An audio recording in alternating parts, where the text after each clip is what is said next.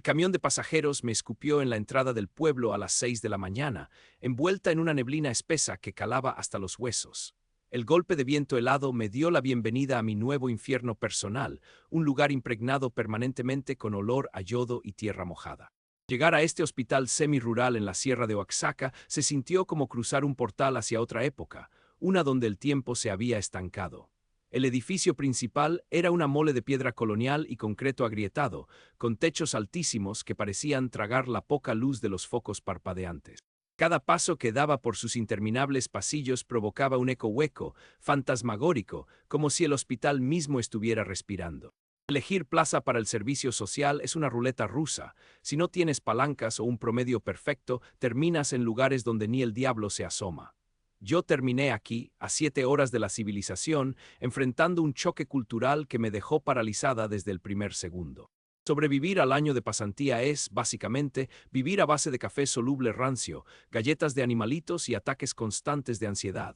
Te arrancan de la burbuja académica de la ciudad para convertirte en la mano de obra barata y desechable del sistema de salud público. Mis ojeras ya tenían su propio código postal y apenas era mi primer día.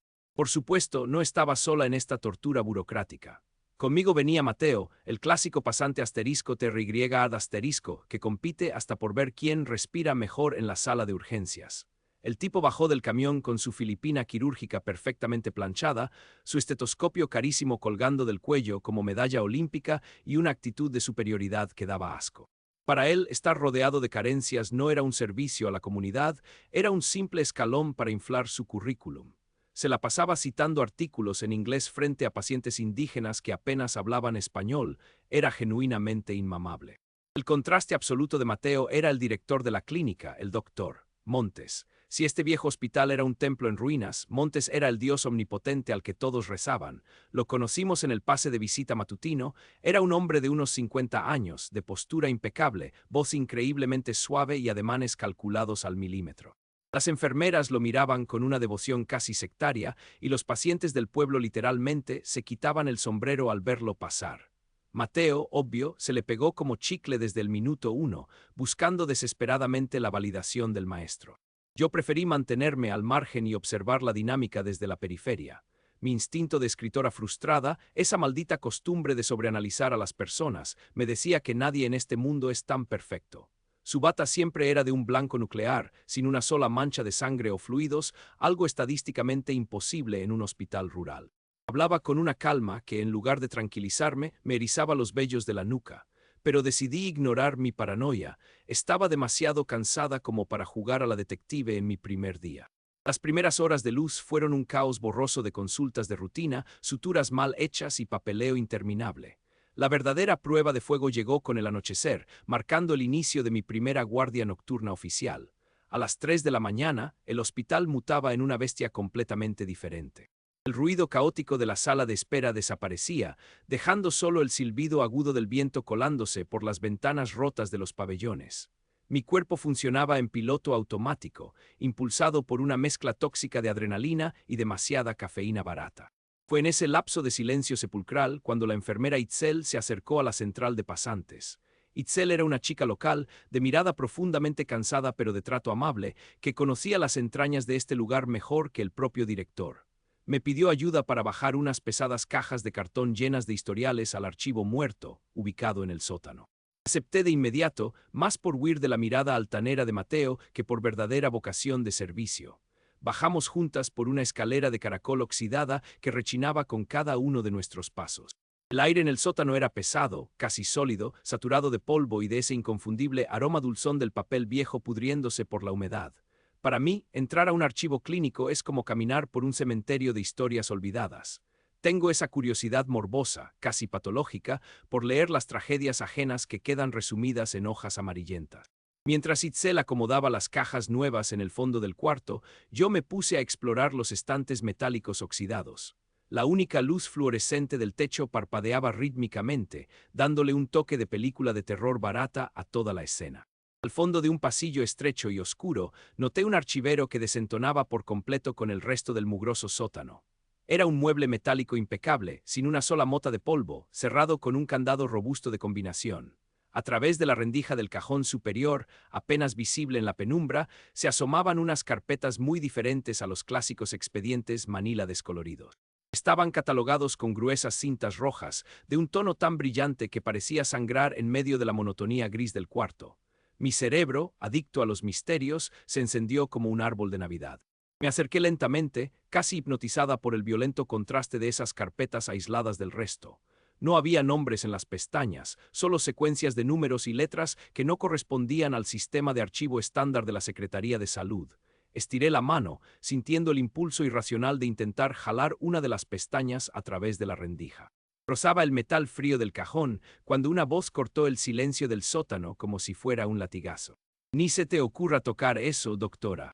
Di un salto hacia atrás, sintiendo que el corazón me golpeaba violentamente contra las costillas. Itzel estaba de pie al inicio del pasillo, y su expresión amable se había desintegrado por completo. Su rostro mostraba un nerviosismo tenso, casi animal, y sus ojos escudriñaban la oscuridad a mis espaldas como si temiera que las paredes tuvieran oídos. La temperatura del sótano pareció caer 10 grados de golpe. «¿Qué son?», pregunté, intentando sonar casual, aunque la voz me tembló de una forma patética. Itzel acortó la distancia entre nosotras a paso rápido y pesado.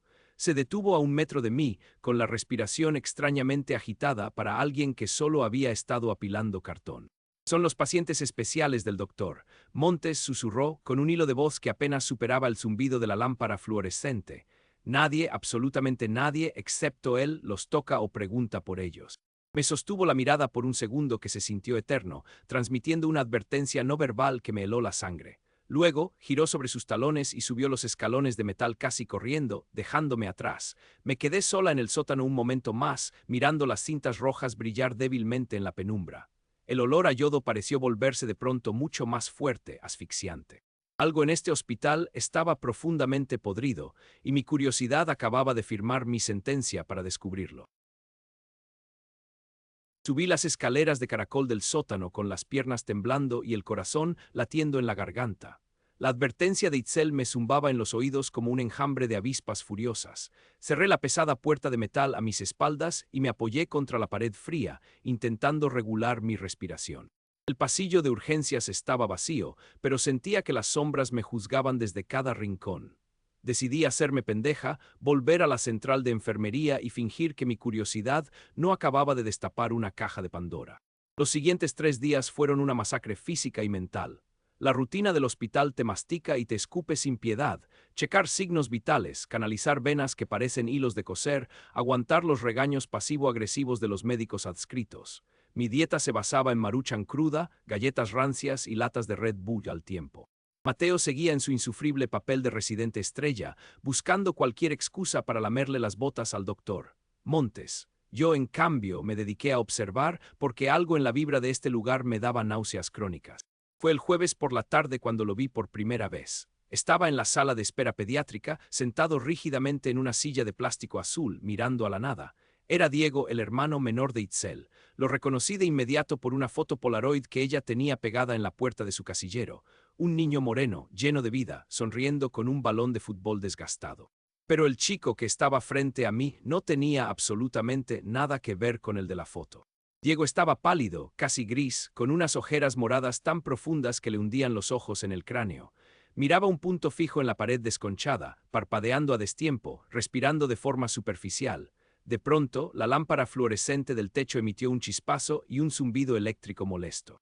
Diego soltó un grito ahogado, cubriéndose la cabeza con ambos brazos y haciéndose bolita en la silla. Temblaba violentamente, como si le estuvieran dando descargas eléctricas invisibles.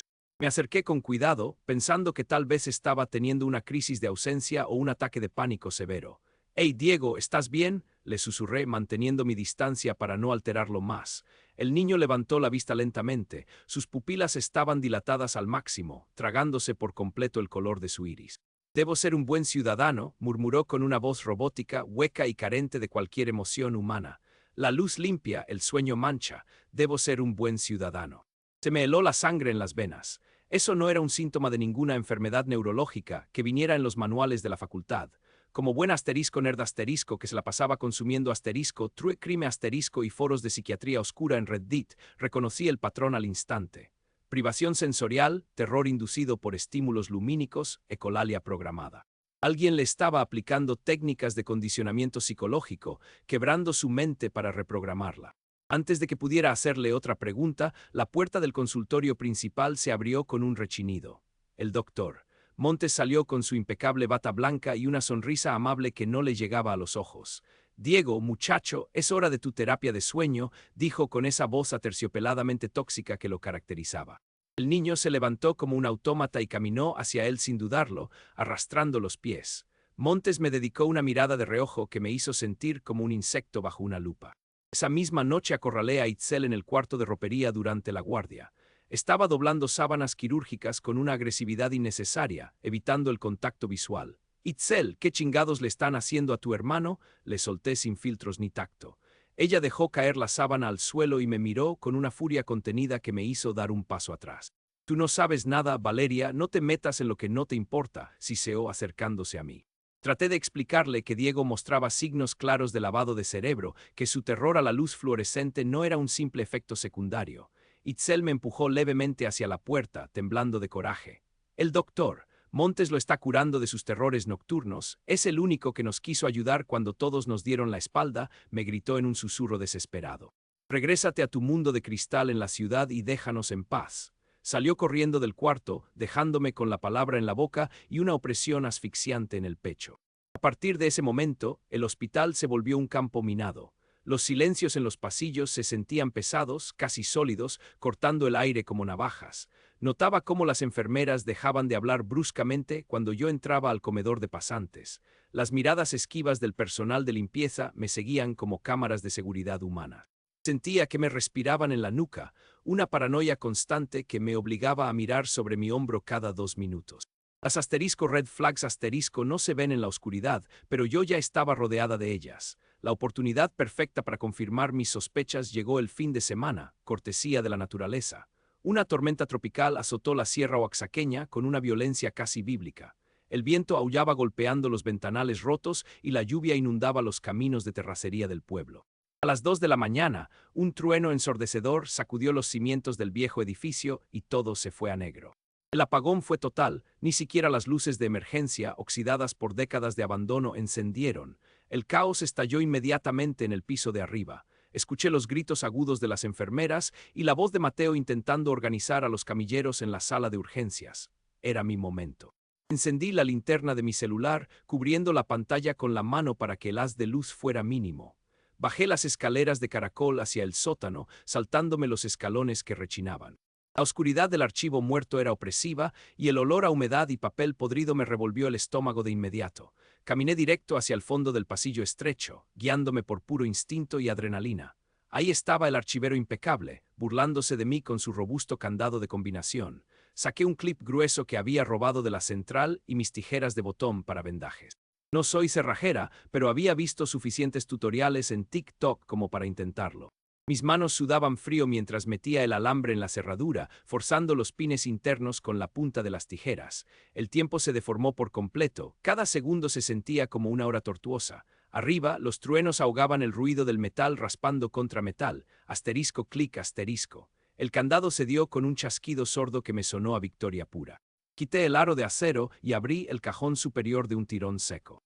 El brillo rojo de las cintas de los expedientes destelló violentamente bajo la luz pálida de mi celular. Agarré el primer expediente que tuve a la mano. El cartón se sentía inusualmente pesado, denso, lleno de secretos que alguien estaba dispuesto a matar por ocultar. Lo apreté contra mi pecho, sintiendo una descarga eléctrica recorrer mi espina dorsal. Ya lo tenía. Las piezas del rompecabezas, enfermo de Montes, estaban finalmente en mi poder. Estaba a punto de empujar el cajón para cerrarlo cuando un sonido me paralizó por completo. No era un trueno, no era la lluvia golpeando el concreto, era el crujido lento y deliberado de una suela de goma pisando un charco de agua. Alguien estaba de pie al inicio del pasillo oscuro, respirando pesadamente. Apagué la linterna de mi celular de un golpe, sumergiéndome en la negrura total, pero ya era demasiado tarde. El crujido de la suela se detuvo a escasos metros de mi escondite. Contuve la respiración hasta que los pulmones me ardieron, pegando la espalda contra el metal helado del archivero. La silueta oscura pasó de largo por el pasillo principal, iluminando el suelo fugazmente con una linterna táctica. Aproveché el estruendo de otro trueno para deslizarme en dirección contraria, moviéndome casi a gatas hacia la salida. Subí la escalera de caracol de 2 en 2, rezando para que el óxido no me delatara bajo la tormenta. Logré colarme al cuarto de pasantes justo cuando las luces de emergencia finalmente parpadearon y cobraron vida. Le puse seguro a la puerta de madera astillada y me tiré sobre la litera de abajo, temblando como si tuviera hipotermia. Afuera, el hospital era un caos de gritos y camillas rodando, pero en mi burbuja solo existía el sonido de mi propia taquicardia. Saqué el expediente de debajo de mi filipina, sintiendo que el cartón rojo me quemaba la piel. Encendí la lámpara de lectura de mi celular y abrí la primera página, preparándome para lo peor. Lo que vi me revolvió el estómago de una forma que ni mi primera guardia de cirugía había logrado. No había notas de evolución, ni diagnósticos CIE-10, ni historiales clínicos normales. Eran malditos guiones teatrales, impresos con una precisión enfermiza y llenos de anotaciones al margen con tinta negra. La primera hoja decía, sujeto 04 fase de quiebre. Protocolo de privación sensorial y desorientación lumínica. Era el expediente de Diego, tratado como si fuera una vil rata de laboratorio. Empecé a hojear las páginas con desesperación, sintiendo que el aire me faltaba. Había bitácoras detalladas de manipulación emocional, donde Montes anotaba exactamente qué frases usar para destruir la autoestima de los pacientes. Asterisco día 3, inducir culpa respecto a la dinámica familiar. Día 5, exposición a luces estroboscópicas a 15 Hz durante 4 horas para generar disociación severa. Asterisco lo disfrazaban todo bajo el concepto de terapias de choque para la neurosis, aprovechándose de gente de comunidades indígenas que no sabía cómo defenderse. Era el puto proyecto MK Ultra versión Sierra Oaxaqueña, operando con total impunidad. La bilis me subió por la garganta. Montes no estaba curando a nadie, estaba destrozando mentes vulnerables para ver hasta dónde podía empujar la psique humana antes de romperla. Entré en pánico total, caminando en círculos por el diminuto cuarto, sabiendo que si me atrapaban con esto, estaba muerta. Necesitaba ayuda, alguien que hablara mi idioma, alguien que tuviera el mismo terror a perder su licencia médica que yo. Mi mente voló directamente hacia Mateo. Mateo era un imbécil arrogante, sí, pero también era un citadino como yo, un güey de universidad privada que seguramente tenía un límite ético. O eso quise creer en mi desesperación. Agarré mi celular y le mandé un mensaje por WhatsApp, asterisco, urge. Sube a la azotea del área vieja, ahorita. Encontré algo asqueroso de Montes, tenemos que denunciarlo, asterisco. No esperé a que me contestara. Escondí el expediente dentro de mi chamarra impermeable y salí al pasillo, esquivando a las enfermeras que corrían con sueros. La azotea del hospital era un cementerio de tinacos oxidados y antenas parabólicas muertas. La tormenta había bajado a una llovizna helada que te cortaba la cara y el viento silbaba de forma tétrica entre los cables de luz. Me paré bajo el pequeño techo de lámina de la entrada, abrazándome a mí misma para no congelarme. 5 minutos después, la pesada puerta de hierro rechinó y Mateo apareció, cubriéndose la cabeza con la capucha de su sudadera. Tenía una expresión de fastidio absoluto, como si lo hubiera interrumpido de salvar el mundo. ¿Qué chingados quieres, Valeria? Escupió, sacudiendo el agua de sus hombros. Urgencias es un puto manicomio por el apagón y tú me citas aquí arriba. Tienes que ver esto, le dije, sacando el expediente rojo con un temblor incontrolable en la voz. Entré al archivo muerto. Montes no es un médico, Mateo, es un puto psicópata. Está torturando a los pacientes del pueblo, les está lavando el cerebro. Le entregué la carpeta casi empujándola contra su pecho. Mateo suspiró, sacó su celular de mala gana y encendió la linterna para iluminar los documentos. Yo esperaba que su rostro se desfigurara por el horror, que soltara un no mames, que me dijera que debíamos empacar nuestras cosas y huir a la capital a levantar un acta. Lo observé fijamente mientras sus ojos recorrían la bitácora de privación de sueño de Diego. El silencio entre los dos se volvió más pesado que la misma tormenta. De pronto, Mateo hizo algo que me heló la sangre mucho más que el clima. Sonrió. No fue una sonrisa nerviosa, sino una mueca gélida, calculadora y llena de superioridad. Cerró la carpeta de golpe, provocando un sonido seco que resonó en la azotea y la metió tranquilamente debajo de su propio brazo. Apagó la luz de su celular, dejándonos iluminados solo por el resplandor lejano de los relámpagos. Te tardaste bastante en darte cuenta, la verdad, dijo con un tono casual, casi aburrido. Pensé que con lo metiche que eres, lo ibas a descubrir en tu primera semana. Di un paso hacia atrás, sintiendo que el suelo de concreto desaparecía bajo mis pies. Mi cerebro tardó un par de segundos en procesar lo que acababa de escuchar. Tú ya sabías esto, balbuceé sintiendo un nudo de terror cerrándome la garganta. Mateo soltó una carcajada seca, carente de cualquier empatía. Ay, Valeria, por favor, ¿de verdad crees que alguien con mi promedio iba a venir a pudrirse a este rancho de mierda por pura vocación? Dio un paso hacia mí, acorralándome sutilmente contra la pared de ladrillos. Montes es un visionario. Sus métodos son poco ortodoxos, claro, pero los datos que estamos recopilando sobre reprogramación cognitiva son oro puro. Oro que nadie se atreve a minar por sus estúpidos comités de ética. El pánico se transformó en una náusea violenta. Mateo no era una víctima colateral de este hospital, era el cómplice perfecto. «Estás ayudándole», susurré, sin poder dar crédito a la pesadilla que tenía enfrente. «Estás torturando niños indígenas por un maldito currículum». «Estoy tabulando los datos para un asterisco papel asterisco que se va a publicar en Europa, pendeja», me corrigió señalándome con un tono despectivo, coautoría internacional, y mi pase directo y sin examen a la mejor residencia de psiquiatría del país. Es un trato ganar-ganar. A nadie le importan estos campesinos de todos modos. Intenté arrebatarle el expediente de vuelta, un movimiento torpe y desesperado, pero él fue mucho más rápido. Me empujó del hombro con la fuerza suficiente para hacerme tropezar y caer de rodillas sobre un charco de agua helada. La llovizna me empapaba el cabello, pegándome los mechones a la cara, mientras lo miraba desde el suelo.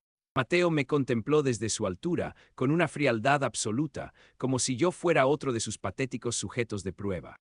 «Escúchame bien, niña buena», siseó, agachándose ligeramente para que su voz no se perdiera con el viento. «Si abres la boca, si intentas hacerte la heroína de Netflix, te hundo. Montes tiene al sindicato, a la policía y a la secretaría en el bolsillo. Te daremos de baja por inestabilidad psiquiátrica antes de que puedas tuitear una sola palabra.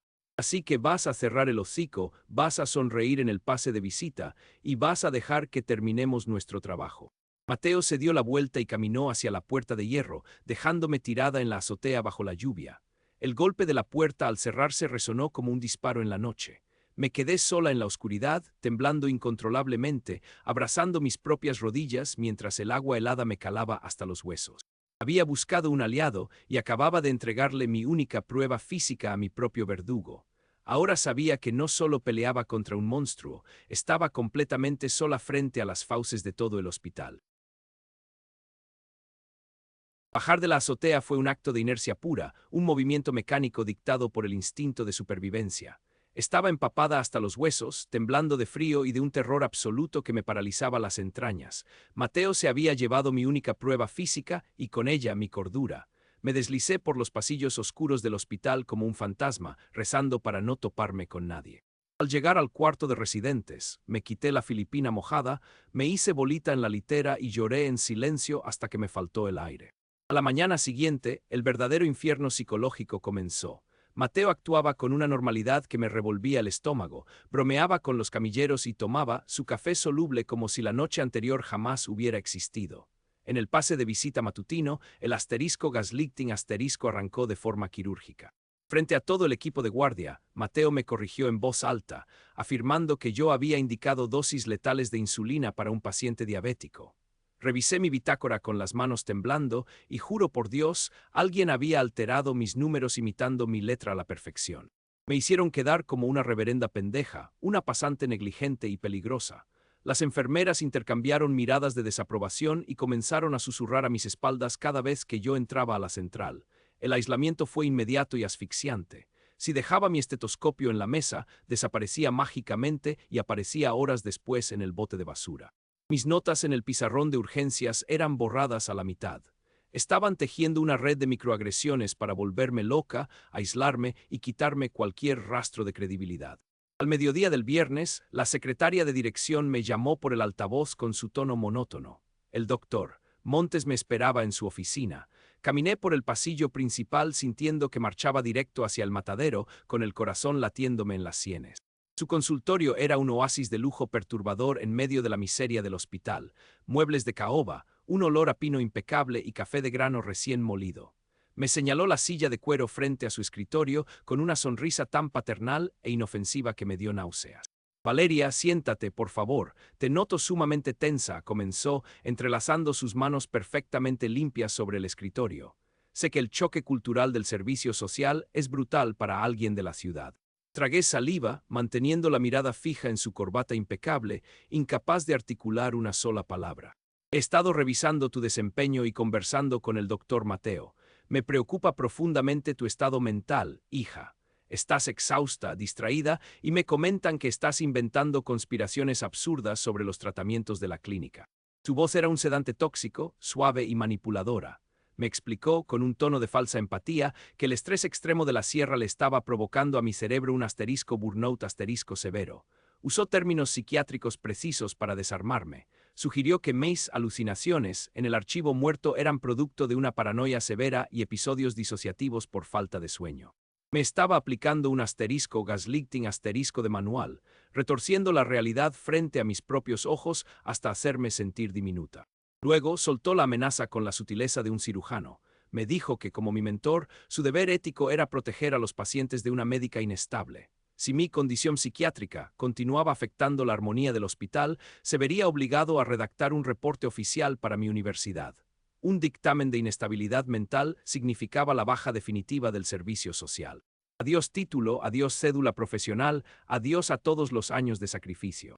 Salí de su oficina con un zumbido agudo perforándome los oídos y el piso sintiéndose como gelatina bajo mis pies. Los siguientes 3 días fueron una espiral de ansiedad pura y dura. Empecé a dudar de mi propia cordura, cayendo en la clásica trampa de mi generación, autodiagnosticarme locura antes de aceptar que el mundo es un lugar perverso.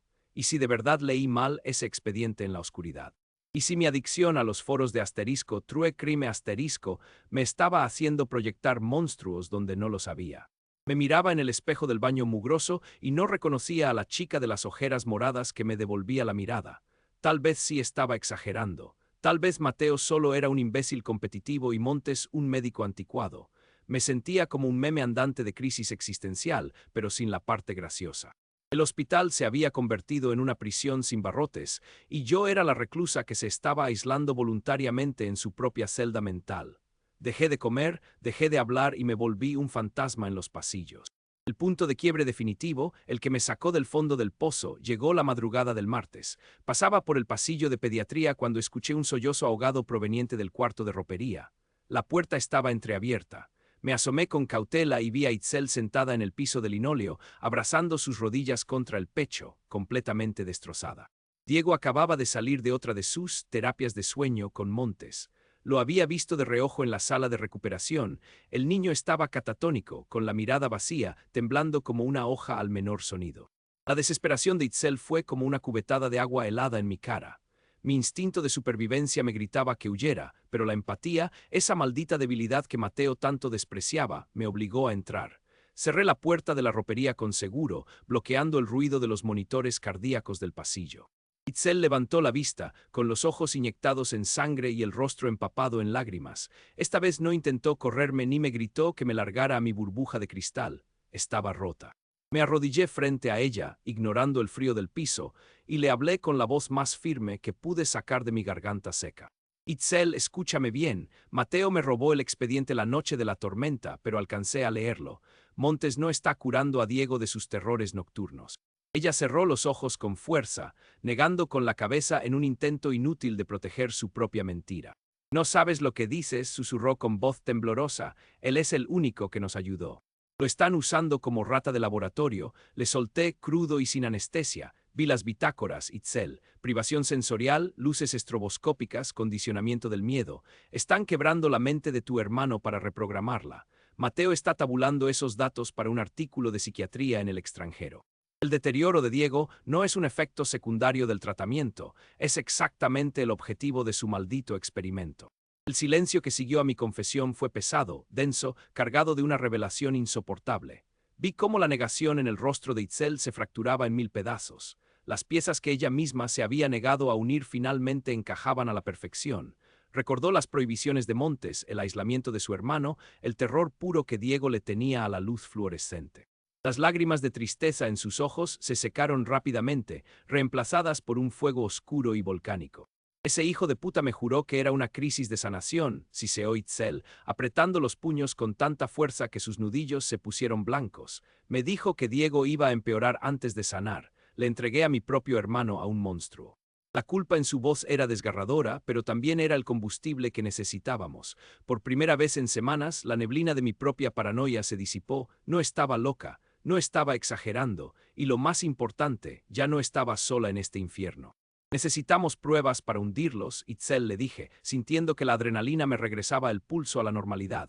El expediente físico de papel ya no sirve. Mateo seguramente lo destruyó o lo escondió donde nunca lo encontraremos. Pero si están haciendo una investigación académica de este nivel, tienen que registrar absolutamente todo. No pueden basarse solo en notas escritas.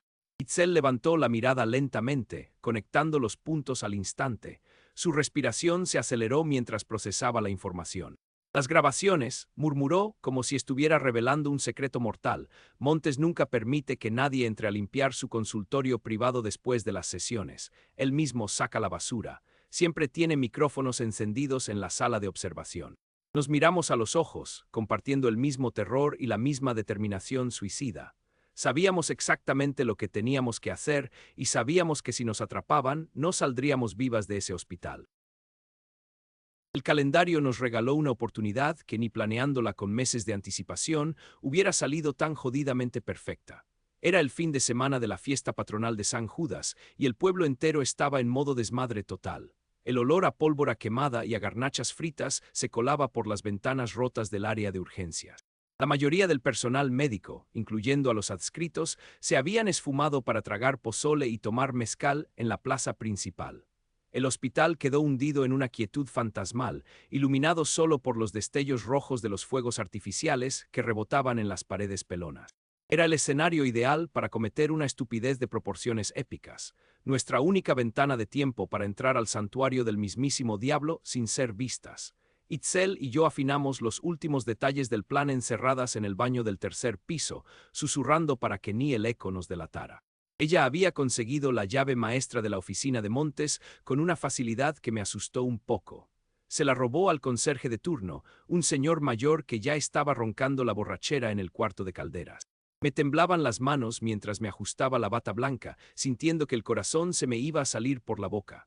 Pero Itzel estaba en otro canal completamente distinto, su mirada ya no era de tristeza o miedo. Sus ojos reflejaban una rabia fría, calculadora, la de una hermana mayor dispuesta a quemar el mundo entero para salvar a su sangre. Salimos al pasillo principal moviéndonos como putos fantasmas. Esquivamos las pocas luces fluorescentes que seguían vivas y nos pegamos a la pared, caminando de puntitas sobre el linóleo. La música de banda sinaloense resonaba a lo lejos, tapando el rechinido de nuestros zapatos. Cada sombra que cruzábamos me parecía una enfermera, cada ráfaga de viento se sentía como una respiración en mi nuca. La adrenalina me tenía en un estado de hipervigilancia total, lista para correr si la cosa se torcía. Llegamos frente a la pesada puerta de caoba del consultorio privado de Montes.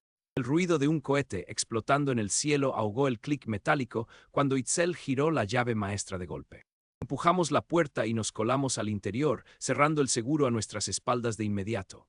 El lugar olía a pino impecable, a cuero caro y a café de grano recién molido. Era un contraste tan asqueroso con la miseria del resto del hospital que me provocó náuseas al instante. Encendí la linterna de mi celular, tapando la mitad del foco con el dedo para que el haz de luz fuera mínimo. Este cabrón vivía en un palacio de cristal mientras la gente del pueblo se moría de infecciones curables en camas oxidadas.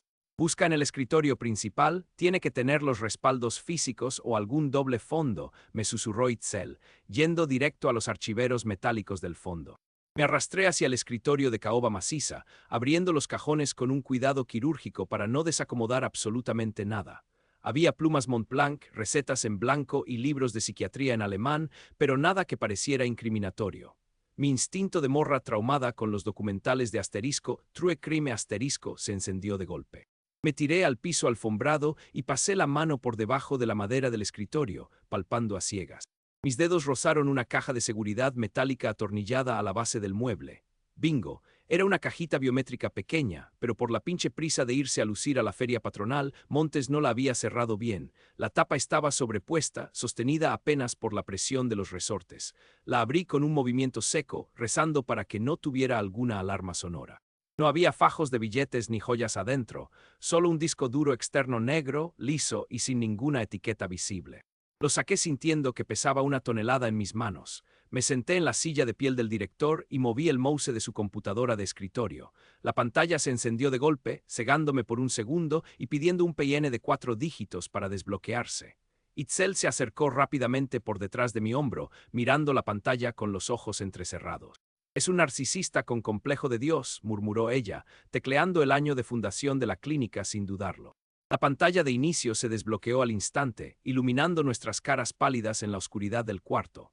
Conecté el disco duro al puerto USB trasero y abrí la carpeta principal que apareció en el escritorio. Mi estómago dio un vuelco violento. Había cientos de archivos de audio, meticulosamente catalogados por el número de sujeto y la fase de tratamiento.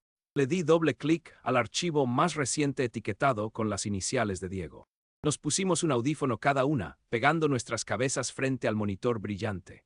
Lo que escuchamos en esos primeros 10 segundos me va a perseguir hasta el puto día que me muera. No eran gritos de dolor físico, ni golpes, ni tortura convencional. Era un terror mucho más profundo, oscuro y sofisticado. Era la destrucción sistemática del alma humana comprimida en formato MP3. La voz de Montes sonaba suave, aterciopelada, casi hipnótica. Era como escuchar un podcast de meditación diseñado en el mismísimo infierno. No eres nadie, Diego, tu nombre no significa nada. La luz es dolor, la oscuridad es tu única madre, susurraba el audio con pausas calculadas para maximizar el impacto. De fondo se escuchaba un zumbido eléctrico insoportable, el sonido inconfundible de luces estroboscópicas operando a frecuencias diseñadas para reventarte los nervios. Y luego, el llanto de Diego. Era un sollozo hueco, disociado, el sonido de alguien que ya no sabe quién es ni dónde está. Montes le estaba borrando la identidad a base de terror puro. Itzel se tapó la boca con ambas manos, temblando violentamente mientras las lágrimas le escurrían por el rostro. Le arranqué el audífono de la oreja para que dejara de torturarse y cerré el reproductor de Windows de inmediato. Se acabó, ya lo tenemos, le dije, sacando mi propia memoria USB de la bolsa de mi pantalón. Era mi vieja Kingston de la facultad, rayada y madreada, pero esta noche se iba a convertir en nuestra granada de fragmentación. La conecté y arrastré la carpeta entera hacia mi unidad. La barra de progreso apareció en la pantalla brillando en un verde fosforescente y burlón, asterisco copiando 15.300 elementos, tiempo estimado, 4 minutos, asterisco cada puto segundo de espera se sentía como masticar vidrio molido. El bajo de la música de banda seguía haciendo vibrar los cristales de la ventana, pero dentro de mi cabeza solo existía el latido desbocado de mi taquicardia, 20%, 45%. Empecé a sudar frío, volteando a ver la puerta de caoba cada 2 segundos. Si nos agarraban aquí adentro con las manos en la masa, Montes no iba a llamar a la universidad para darnos de baja. Nos iba a volver parte de su maldito experimento y nadie en la ciudad volvería a saber de nosotras. 85%, 95%. Cárgate ya, chingada madre, le susurré a la pantalla, clavando mis uñas en los descansabrazos de cuero. Asterisco transferencia completada asterisco. Apareció el mensaje bendito. Arranqué mi USB de un tirón, escondiéndola directamente en el fondo de mi brasier, pegada a mi piel. Desconecté el disco duro de Montes y lo boté de regreso dentro de la caja fuerte, empujando la tapa para dejarla exactamente como la encontramos. En ese preciso instante, la música de la feria hizo una pausa entre canciones, y en ese silencio sepulcral, el terror verdadero nos paralizó la sangre. Se escuchó el eco inconfundible de unos zapatos de suela dura caminando por el pasillo. Asterisco tac, tac, tac, asterisco. Venían a paso rápido, decidido, directo hacia el consultorio. Itzel y yo cruzamos una mirada de pánico absoluto. Reconocí ese caminar arrogante al instante. Era Mateo. Los pasos se detuvieron en seco justo al otro lado de la puerta. Vimos cómo la perilla dorada comenzó a girar lentamente. Contuve la respiración, fundiéndome con las sombras detrás del escritorio, sintiendo que por fin teníamos el poder para destruirlos a todos, pero a un segundo exacto de perder nuestras propias vidas. La perilla dorada giró hasta topar con el seguro. El metal rechinó con una violencia que me hizo tragarme un grito. Del otro lado, escuché a Mateo chasquear la lengua con fastidio y el tintineo agresivo de su manojo de llaves. Mi corazón martillaba tan fuerte contra mis costillas que juré que él podía escucharlo desde el pasillo. Itzel reaccionó por puro instinto de supervivencia. Empujó la llave maestra que seguía metida en nuestra cerradura, bloqueando el cilindro desde adentro para evitar que la de él entrara. Mateo intentó forzar su propia llave, pero el metal chocó en seco. «Pinche chapa inservible», murmuró con su clásico tono de niño rico frustrado. Pateó la base de la puerta de caoba una vez y sus pasos comenzaron a alejarse por el linóleo, perdiéndose entre el eco de la banda sinaloense que seguía sonando a lo lejos. Solté el aire acumulado en mis pulmones de un solo golpe, sintiendo que las piernas se me hacían de agua. Estábamos a 1 milímetro de firmar nuestra propia sentencia de muerte. Salimos del consultorio 5 minutos después, cuando el pasillo volvió a ser un cementerio silencioso. Nos encerramos en el cuarto de sépticos del segundo piso, rodeadas de trapeadores que olían a cloro rancio y humedad. Saqué la memoria USB de mi brasier. El plástico negro estaba tibio por el contacto con mi piel y me quemaba como si fuera un carbón encendido. Mi cerebro iba a 1000 por hora, maquinando el peor escenario posible. Mateo ya sabía que yo andaba husmeando, era obvio que iba a catear mis cosas en el cuarto de residentes a la menor provocación. No puedo llevarme esta madre al dormitorio, le susurré a Itzel, pasándome las manos por el cabello empapado en sudor frío. Mateo revisa mi mochila, voltea mi colchón, me tiene checadísima. Si la encuentra, nos hunde a las 2 antes de que amanezca y tu hermano se queda aquí para siempre. Itzel miró la pequeña Kingston, rayada como si fuera una granada sin seguro. Sus ojos seguían inyectados en sangre por haber escuchado la tortura psicológica de Diego, pero su mandíbula estaba tensa, decidida. Dámela a mí, extendió el brazo, con una firmeza que me sorprendió. Vivo a 4 cuadras de aquí, en el pueblo. La voy a esconder en mi casa esta noche, debajo de una tabla suelta del piso donde guardo mis ahorros. Ninguno de estos pendejos se atrevería a poner un pie en mi barrio. La idea era la única salida lógica. Le entregué la USB sintiendo que le daba mi propio corazón para que lo custodiara. Acordamos vernos a las 7 de la mañana en la puerta de urgencias, justo en el cambio de turno. Yo tenía el contacto de un periodista de investigación en la Ciudad de México, un excompañero de la prepa que ahora publicaba en un portal independiente súper pesado. A primera hora íbamos a mandarle un WeTransfer con toda la porquería de Montes y dejar que el mundo ardiera hasta los cimientos. Esa noche no dormí un solo puto segundo. Me acosté en mi litera, dándole la espalda al centro del cuarto, fingiendo una respiración profunda y rítmica. Mateo entró de madrugada, apestando a cigarro y mezcal barato de la feria. Escuché cómo abría mi casillero con un cuidado enfermizo, el roce de sus manos revisando los bolsillos de mis batas limpias y el fondo de mi mochila. Mi paranoia estaba justificadísima, el güey me estaba cazando como a un animal. Cerré los ojos con fuerza, aferrándome a la idea de que en unas horas todo este infierno se iba a acabar. Amaneció con esa luz gris y deprimente típica de la sierra oaxaqueña. El hospital olía a cruda colectiva, a vómito en la sala de espera y a café quemado. Me puse mi filipina limpia, sintiendo una mezcla tóxica de terror y empoderamiento fluyendo por mis venas. Caminé hacia la central de enfermería a las 7 en punto, buscando la mirada cómplice de mi única aliada, pero Itzel no estaba ahí. Di 2 vueltas por el pabellón de pediatría, revisé el cuarto de ropería y hasta me asomé al comedor de residentes. Nada. Un vacío helado empezó a formarse en la boca de mi estómago, una intuición oscura que me erizó los vellos de la nuca. Traté de convencerme de que se había retrasado por el desmadre de la fiesta patronal, que seguro venía en camino con nuestra victoria en la bolsa. Saqué mi celular, lista para mandarle un mensaje de WhatsApp, cuando la estática del altavoz del hospital rompió el silencio de la mañana. Doctora Valeria, favor de presentarse inmediatamente en la oficina de dirección. Doctora Valeria a dirección.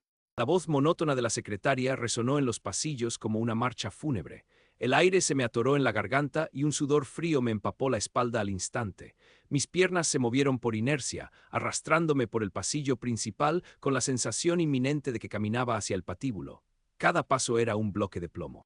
Traté de calmarme. Tal vez solo era otra sesión de asterisco gaslighting asterisco de Montes, otra amenaza vacía sobre mi estabilidad emocional para mantenerme a raya. Llegué a la pesada puerta de caoba y empujé sin tocar. El olor a pino y a café de grano me golpeó la cara, pero esta vez me revolvió el estómago de una forma violenta. Montes estaba sentado en su silla de cuero, impecable, con las manos entrelazadas sobre el escritorio. Mateo estaba recargado contra el archivero metálico, cruzado de brazos, con una sonrisa ladeada que destilaba pura prepotencia y asco. Y entonces lo vi. Entre los dedos perfectamente limpios del doctor Montes giraba mi vieja memoria Kingston rayada. El plástico negro reflejaba la luz de la lámpara del escritorio en un destello burlón. Mi cerebro hizo un cortocircuito brutal. El mundo se detuvo por un segundo, la gravedad pareció desaparecer y un zumbido agudo inundó mis oídos, ahogando cualquier otro sonido en la habitación. Giré la cabeza lentamente hacia la esquina más oscura de la oficina. Ahí estaba Itzel. Tenía la mirada clavada en el piso alfombrado, abrazándose a sí misma, temblando como una hoja al viento. Su rostro estaba bañado en lágrimas silenciosas que le empapaban el cuello de la filipina. No se atrevió a levantar la vista para mirarme a los ojos ni por una fracción de segundo. El vacío en mi estómago se transformó en una caída libre sin paracaídas. La lealtad es un concepto sumamente fascinante, Valeria, comenzó Montes, con esa voz suave y aterciopelada que te envenenaba el alma. Creíste que podías venir a mi hospital, jugar a la heroína de Internet y desestabilizar mi investigación, pero olvidaste un principio básico de la psicología clínica: todos los seres humanos tienen un precio. Mateo soltó una risita seca desde su esquina, disfrutando mi destrucción psicológica en primera fila. Montes dejó la USB sobre el escritorio con un chasquido sordo que retumbó en mi pecho. Me explicó, con una calma sádica y calculada, cómo había notado la duda en los ojos de Itzel desde hace días. Un buen manipulador siempre huele la vulnerabilidad a kilómetros de distancia. La interceptó esa misma mañana en el callejón detrás de su casa antes de que llegara a verme. No usó amenazas físicas, usó algo mucho más letal: la esperanza. Le prometió a Itzel revertir por completo el daño cognitivo de Diego. Le juró que borraría el condicionamiento, que le devolvería a su hermano intacto, sin secuelas. Y como cereza del pastel, le ofreció una transferencia inmediata, con base permanente, a un hospital de superlujo en Polanco. Todo a cambio de una pequeña memoria negra y su silencio absoluto. Itzel no lo pensó dos veces: la sangre pesa más que cualquier juramento de justicia. «Me vendiste», susurré con la voz rota, dando un paso inútil hacia la esquina. «Itzel, por favor, dime que esto es mentira». Ella solo cerró los ojos con fuerza y sollozó más profundo, encogiéndose en su rincón como un animal herido, confirmando mi peor pesadilla sin decir una sola palabra. Eligió a su familia, doctora.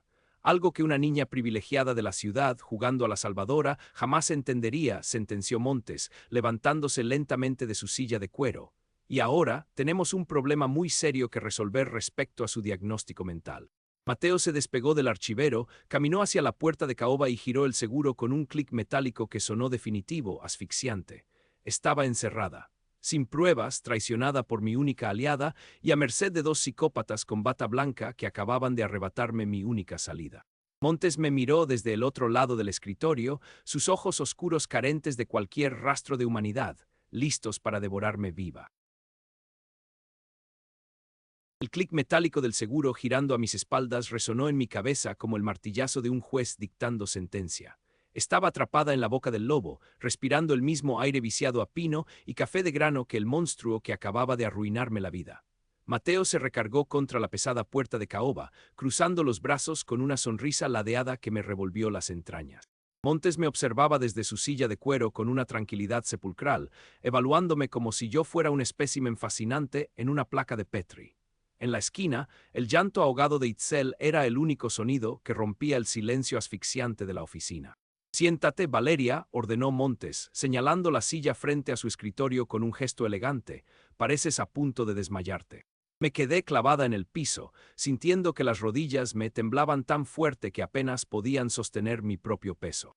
«No me voy a sentar con un puto psicópata», escupí, aunque mi voz salió rota, carente de la fuerza que pretendía proyectar. Montes soltó un suspiro cansado, como si estuviera lidiando con una niña berrinchuda que no entiende cómo funciona el mundo real. «Ese es tu gran problema, doctora. Eres el cliché andante de la niña privilegiada de la ciudad jugando a la heroína blanca», dijo, apoyando los codos sobre la madera impecable. «Vienes a esta sierra miserable a buscar anécdotas tristes para tus cuentitos de escritora frustrada. Te crees moralmente superior porque te indigna ver cómo funciona la verdadera medicina de frontera». Las palabras me golpearon como pedradas, diseñadas quirúrgicamente para dar en el centro de mis inseguridades. Torturar a un niño indígena con luces estroboscópicas no es medicina, es sadismo, le reclamé, sintiendo que las lágrimas de rabia comenzaban a quemarme los ojos. A nadie le importan esos pacientes. Alzó la voz por primera vez, un ladrido seco que me hizo dar un paso atrás. Si Diego se muere de disentería o se suicida por sus traumas, el gobierno lo resume en un número estadístico y lo olvida. Yo le estoy dando un propósito real. Se levantó lentamente, alisando su impecable bata blanca con una frialdad que me heló la sangre. «Los datos que estamos extrayendo de su reprogramación cognitiva van a revolucionar la psiquiatría moderna», continuó, con un brillo fanático en los ojos. «Vamos a reescribir los manuales del DSM-5. Es evolución pura, Valeria, y la evolución siempre ha exigido sacrificios que la moralidad barata no puede comprender». Mateo soltó una risita burlona desde la puerta, asintiendo como el perro faldero y arribista que siempre fue. Montes abrió el cajón principal de su escritorio y sacó una hoja de papel bond impecablemente blanca. La deslizó sobre la caoba hasta dejarla justo al borde, frente a mí, acompañada de una pluma de tinta negra. Este es un contrato de confidencialidad estándar, redactado por los abogados del sindicato, explicó, recuperando su tono aterciopelado y condescendiente. Si lo firmas ahora mismo, te firmo tu carta de liberación del servicio social con honores. Tragué saliva, mirando la hoja como si estuviera impregnada de veneno. Fírmalo, güey, intervino Mateo con fastidio. Te regresas a tu burbuja asterisco a Estetic asterisco en la CDMX, te tomas tus lattes de matcha en la Roma y te olvidas de que este rancho de mierda existe. Es el mejor trato que vas a conseguir en tu perra vida. ¿Y si me niego?, pregunté, sintiendo que la ansiedad me cerraba la garganta por completo, privándome de oxígeno. Montes sonrió, una mueca gélida que no le llegó a los ojos. Si decides hacerte la mártir, tengo tu expediente psiquiátrico listo para ser procesado hoy mismo. Esquizofrenia paranoide con episodios de delirio persecutorio grave. Te encierro en el pabellón de agudos, te medico hasta que no sepas ni tu nombre y te doy de baja definitiva de la facultad. Y créeme, hija, nadie le cree a una mujer diagnosticada con locura. El pánico me embistió con la fuerza de un tren de carga. Estaba temblando incontrolablemente, las lágrimas me escurrían por las mejillas sin que pudiera detenerlas. Sentía el pecho aplastado por un bloque de cemento, era un ataque de ansiedad masivo, crudo y paralizante. Miré a Itzel en la esquina, buscando un gramo de redención, pero ella escondió el rostro entre sus rodillas. Me habían acorralado perfectamente, cortando todas mis salidas, reduciéndome a nada. Mateo dio un paso hacia el centro de la oficina, saboreando mi destrucción psicológica. Se acabó el teatrito, Valeria. Agarra la puta pluma y firma, que tengo guardia en urgencias y me estás quitando el tiempo. Apreté los puños tan fuerte que me clavé las uñas en las palmas hasta casi sacarme sangre. La respiración me silbaba en la garganta, ahogándome en mi propia impotencia. Y entonces, en medio de ese pozo de terror absoluto, algo dentro de mi cerebro hizo cortocircuito. La presión fue tanta que la válvula de escape se rompió. Una risa seca, áspera y completamente desquiciada brotó de mis labios. Empezó como un jadeo y se transformó en una carcajada hueca que rebotó en las paredes de caoba de la oficina. Montes frunció el ceño, visiblemente desconcertado por mi reacción. Mateo se tensó al instante, perdiendo su sonrisa de superioridad. ¿De qué chingados te ríes, pendeja?, ladró Mateo, dando otro paso amenazador hacia mí. Me limpié las lágrimas de la cara con el dorso de la manga, sintiendo que la taquicardia se transformaba en pura adrenalina. Me río de que son un par de idiotas arrogantes, dije, con la voz extrañamente firme, mientras metía la mano al bolsillo derecho de mi bata. ¿De verdad creyeron que una morra millennial, con trauma crónico de perder sus apuntes de la universidad, iba a confiar en dejar una sola copia física? El rostro de Montes se descompuso una fracción de segundo. Saqué mi celular del bolsillo, desbloqueando la pantalla con un movimiento rápido. Esa memoria vieja que te vendió Itzel es un señuelo, genio, le sonreía Montes, mostrándole los dientes. Tiene 15 gigas de discografías piratas y archivos basura pesadísimos. Los audios reales de Diego nunca salieron de mi teléfono. El silencio en la oficina se volvió tan denso que casi podías cortarlo con un bisturí. Itzel levantó la cabeza por primera vez, mirándome con los ojos abiertos de par en par. Anoche, mientras Mateo me cazaba como perro en el área de residentes, me conecté a la red de la clínica, continué, saboreando cada palabra. Su internet es una basura, sí, pero fue suficiente para subir toda la carpeta a la nube. Giré la pantalla de mi celular hacia ellos, brillaba intensamente con la interfaz verde y oscura de Telegram. Mensajes programados. Una maravilla de la tecnología moderna, anuncié, sintiendo una victoria salvaje latiendo en mis venas. Todos los audios de tus torturas, las bitácoras y las fotos de tu experimento se enviaron hace exactamente 10 minutos. Mateo palideció de golpe, su piel adquiriendo un tono grisáceo enfermizo. «Es un puto farol», gritó Mateo con la voz quebrándosele por el pánico. «Quítale el teléfono, doctor». «No es un farol», lo interrumpí sin apartar la mirada de Montes. Se lo mandé a mi editor literario en la Ciudad de México, al decano de nuestra facultad y a la línea de denuncias de un portal de periodismo independiente. A estas alturas, tus archivos ya están siendo descargados en 3 servidores diferentes. Tu carrera está muerta, Montes. La fachada de Dios omnipotente del director se hizo añicos en un milisegundo. Sus hombros cayeron, su respiración se volvió errática y el color abandonó su rostro por completo. El pánico crudo y animal reemplazó la superioridad en sus ojos. Había perdido el control absoluto. Su experimento, su reputación, su libertad, todo acababa de ser incinerado por una simple transferencia de datos. Mateo soltó un grito gutural, una mezcla de terror y furia pura. Sus ojos se inyectaron en sangre al darse cuenta de que su residencia internacional y su futuro acababan de irse al caño por mi culpa. Ya no había contrato que me salvara, ni diagnóstico psiquiátrico que pudiera tapar el sol con un dedo. El escándalo ya estaba en la red, volviéndose viral e imparable. «Te voy a matar, cabrona», rugió Mateo, perdiendo la poca cordura que le quedaba. Se impulsó desde la puerta, lanzándose directamente hacia mí con los puños apretados y el rostro desfigurado por la ira. Montes gritó algo ininteligible desde el escritorio. El tiempo pareció ralentizarse mientras la masa enfurecida de Mateo cruzaba la oficina para destrozarme, encerrados juntos en una habitación de la que ninguno de los tres iba a salir ileso. Cerré los ojos con fuerza, tensando todo el cuerpo y preparándome para el impacto inminente, pero el golpe nunca llegó. Una voz rasposa, cargada de un pánico patético y carente de cualquier elegancia, cortó el aire de la oficina. «¡Déjala, imbécil!», ladró Montes desde su escritorio. Mateo se detuvo en seco a escasos centímetros de mi cara, con los puños temblando y la respiración agitada como la de un animal acorralado. Montes se dejó caer pesadamente en su silla de cuero, pasándose las manos por el cabello perfectamente peinado, arruinándolo por completo.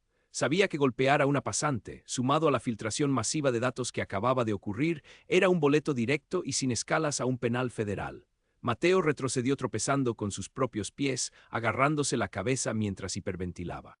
Su arrogancia de niño rico se había desintegrado al darse cuenta de que su vida entera acababa de terminar. Me di la media vuelta, quité el seguro de la pesada puerta de caoba y salí de ese consultorio sin mirar atrás. Las siguientes 48 horas fueron un caos mediático y judicial de proporciones bíblicas. Mi editor en la Ciudad de México no perdió el tiempo. Para la mañana del miércoles, el artículo de investigación ya era tendencia nacional.